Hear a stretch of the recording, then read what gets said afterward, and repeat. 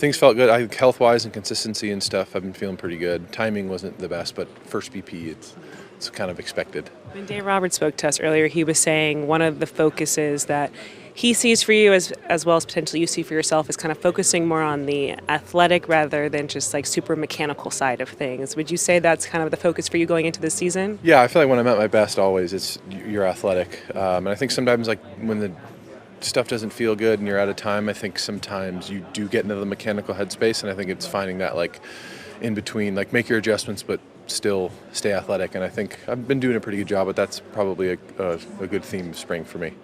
Have you found anything to be kind of like how do you focus on that, or is there anything you're doing in the weight room or things like that in regard it's like to a mix of everything, but I think if I can identify like early on the mound if something doesn't feel good, then I start to like, okay, is it specifically this or that? I think a lot of times maybe save that for practice, and once you go into the game, just like it is what it is, let's be athletic, and then things kind of start to shift over the game.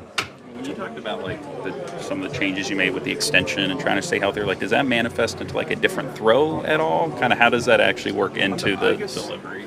I'm not super concerned with the extension necessarily. I think it's like getting long extension in like a healthy way as opposed to like flying open. And I think just the changes aren't super big. They're just like keep my spine angle better, not rip open. Puts a lot of stress on my elbow. So it's just kind of refining that all spring long and keeping my direction towards home plate. And it's been feeling pretty good. It's kind of hit or miss right now, but every spring it's kind of hit or miss right now. So I think right now he is healthy. I think right now we're looking for command. I think that now he's going to be able to see some hitters and see how hitters respond to his stuff. And so the commanding of the fastball, the breaking ball, and seeing how hitters react to it. Just watching him, have you noticed anything different about his mechanics or how he's letting the ball go, or has that all been more subtle stuff? It's been subtle.